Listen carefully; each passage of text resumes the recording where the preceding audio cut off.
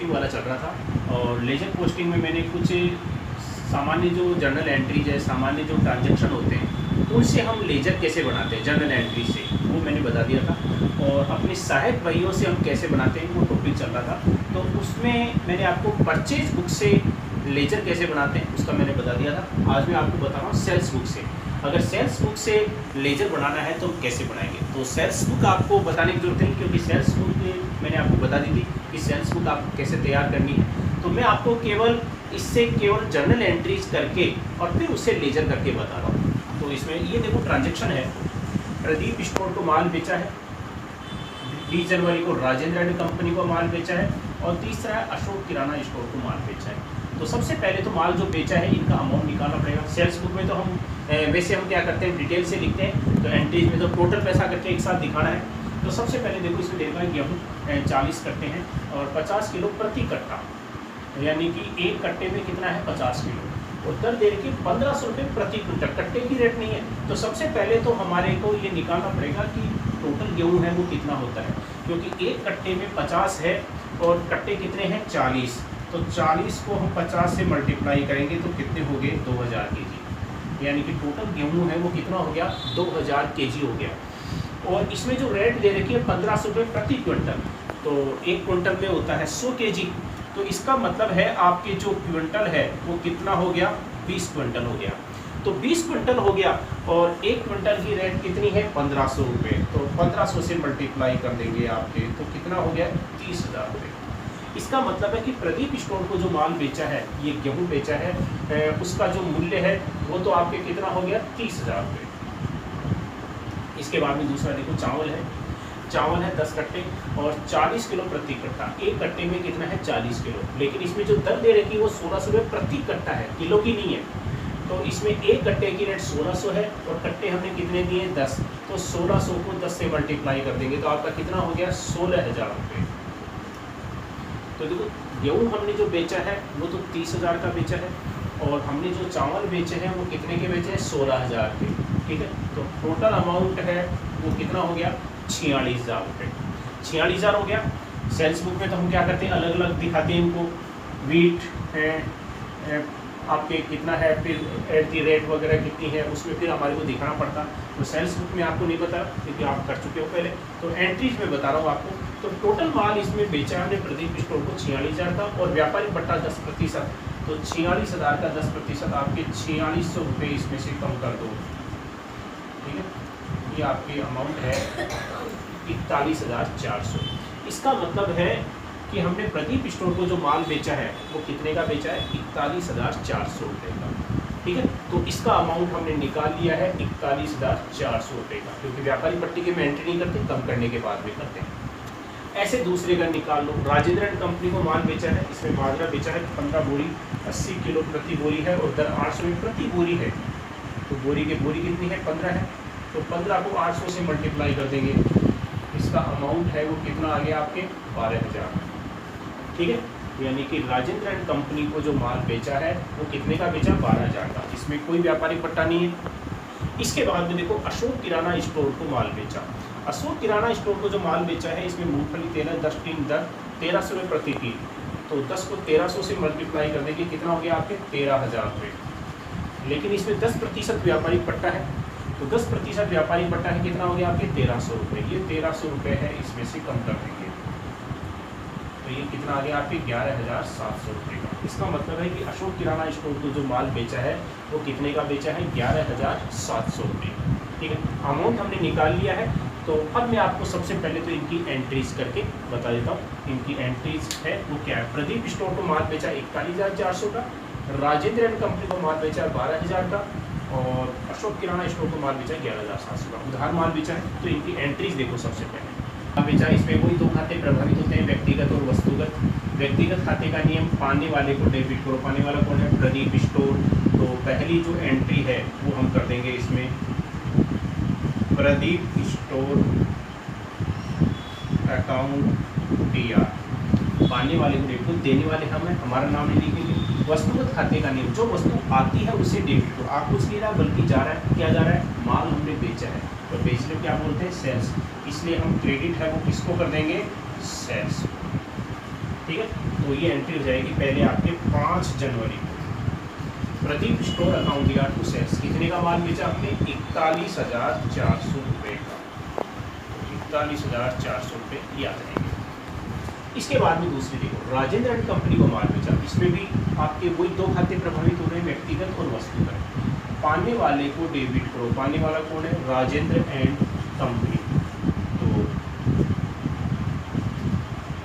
Rajendra and company account दिया। देने वाले हम हैं, हमारा नाम ही लिखेंगे। वस्तुगत खाते का नियम, जो वस्तु जाती है उसे क्रेडिट करो। माल जा रहा है और माल क्या हमने बेचा है? सेल्स, ठीक है। और वैसे भी क्या है, माल बेचने पर सेल्स हमेशा क्रेडिट होता है और माल खरीदने पर परचेज हमेशा डेबिट होता है, चाहे उधार खरीदा जाए चाहे नकद खरीदा जाए। तो इसमें हमने राजेंद्र एंड कंपनी को जो माल बेचा है वो कितने का बेचा है? 12,000 रुपये का। तो ये एंट्री है वो कितने से हो जाएगी? 12,000 रुपये से। और इसकी जो डेट है वो आ जाएगी आपके 20 जनवरी, ठीक है। ये हो गई आपकी दूसरी एंट्री। सेल्स बुक में तो हम डिटेल से दिखाते हैं, एंट्रीज में टोटल करके दिखाते हैं। तो एंट्री बनाता हूँ, फिर इसकी लेजर बनाते हैं। तीसरी एंट्री आपके 28 जनवरी को। 28 जनवरी को ये एंट्री है, अशोक किराना स्टोर को माल बेचा है। कितने का बेचा है? 11,700 रुपये का। तो इसमें देखो, इसमें भी आपके वही दो खाते प्रभावित हो रहे हैं, व्यक्तिगत और वस्तुगत। व्यक्तिगत खाते का नियम, पाने वाले को डेबिट करो। पाने वाला कौन है? अशोक किराना स्टोर। तो हम एंट्री कर देंगे अशोक किराना स्टोर अकाउंट दिया। देने वाले में हमारा नाम लिखेंगे। वस्तुगत खाते का नियम, जो वस्तु जाती है उसे क्रेडिट करो।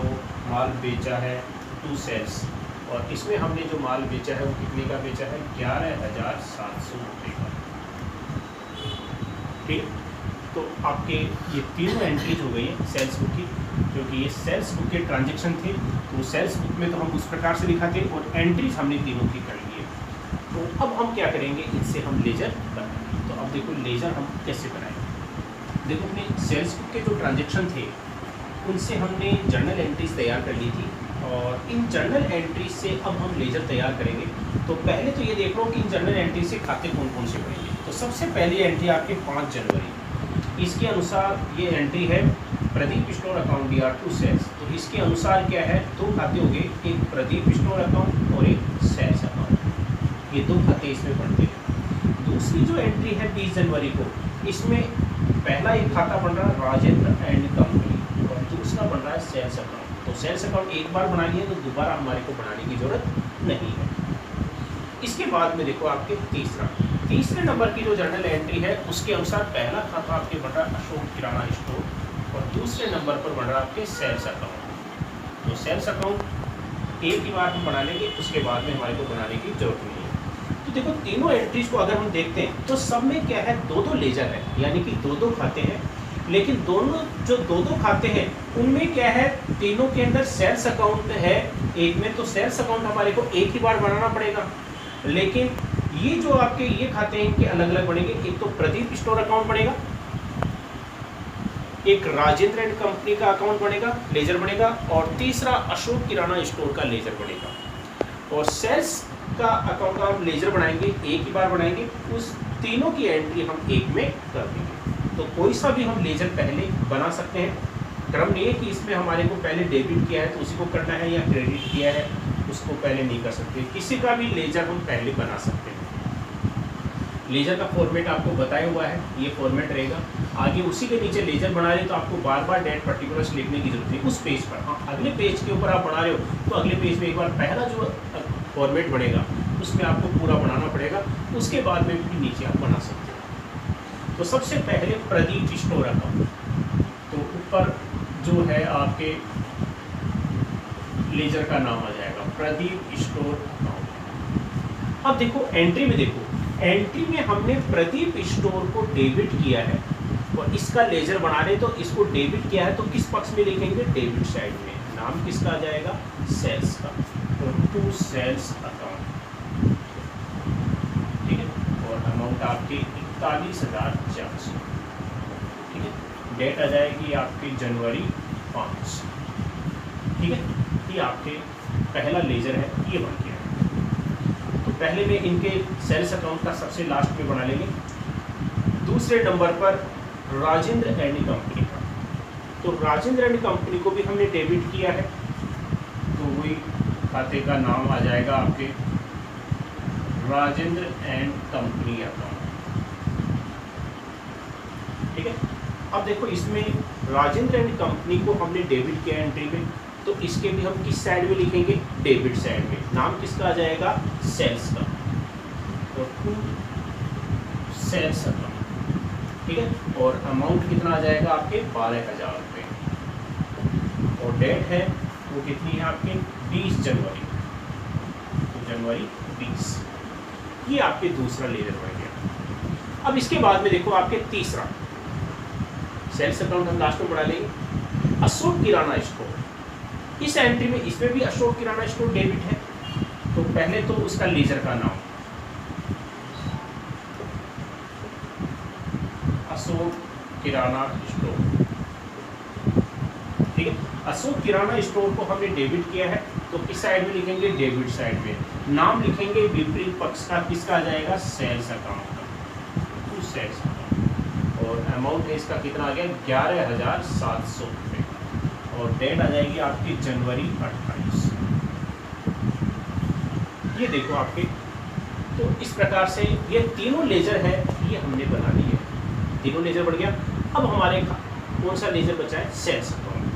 तो सेल्स अकाउंट एक ही बार बनाना है, तो सबसे पहले ये सेल्स अकाउंट है, ये आ जाएगा। अब सेल्स अकाउंट को एंट्री में हमने क्या किया है, क्रेडिट किया है, तो किस साइड में लिखेंगे, क्रेडिट साइड में। अच्छा, इसमें मैंने दो तरीके बताए थे। एक में तो हम क्या करते हैं, सबका टोटल करके एक साथ दिखा देते हैं। तो टोटल माल हमने जो है कितना बेचा है वो देख लो। इसमें 41,400 रुपये का हमने प्रदीप स्टोर को बेचा है, 12,000 रुपये का राजेंद्र एंड कंपनी को बेचा है, और अशोक को बेचा है 11,700 रुपये का। तो टोटल माल कितना बेचा है, पहले वो टोटल लगाना पड़ेगा हमारे को, 65,100 रुपये का। तो 65,100 रुपये का टोटल माल बेचा है। और तो इसमें हम क्या करेंगे, एक साथ अगर लिखना चाहते हैं तो हम एक साथ क्या लिखेंगे, मैंने उसमें भी बताया था, by sundries as per sales book. यानी कि इसमें हम क्या करते हैं, अलग अलग नाम न लिख करके इस प्रकार से लिख देंगे, by sundries as per sales book. और कितना अमाउंट है, 65,100, यानी कि टोटल माल हमने जो बेचा है 65,100 का। तो देखो ये चारों लेजर हमने बनाए, तो चारों लेजर को बना देखने से हमारे को मालूम चल गया कि प्रदीप स्टोर से हमारे को कितना पैसा लेना है, तो इसे मालूम चल जाएगा 41,400 का माल बेचा था। राजेंद्र एंड कंपनी से कितना पैसा लेना है, यानी कि 12,000, अशोक किराना स्टोर, और टोटल माल हमने कितना बेचा था, तो सेल्स अकाउंट जो हमने बना रखा है उससे हमारे को मालूम चल जाएगा कि टोटल माल हमने बेचा है 65,100 रुपये का। ठीक है, ये तो है आपके सेल्स बुक का पहला। दूसरा तरीका, जिसमें अगर हम एक साथ वैसे दिखाना चाहते हैं तो कैसे दिखाएंगे। अगर हम अलग अलग दिखाना चाहते हैं तो एंट्रीज में हमने सबको सेल्स को हमने क्रेडिट किया था, तो क्रेडिट साइड में नाम आ जाएगा विपरीत पक्ष का। पहले का जैसे किसका आ जाएगा, प्रदीप स्टोर का, Pradeep store.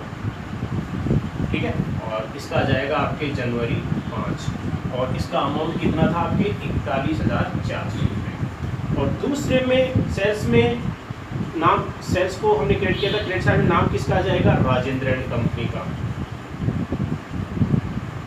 Rajendra and company. इसमें कितने का माल बेचा है, 12,000 रुपये का। ठीक है, और इसका आ जाएगा आपके जनवरी 20, और फिर था आपके जनवरी 28, जनवरी 28। उसके बाद में तीसरा माल हमने किसको बेचा है, अशोक किराना स्टोर, तो अशोक किराना, और इसको हमने माल कितने का बेचा है, 11,700।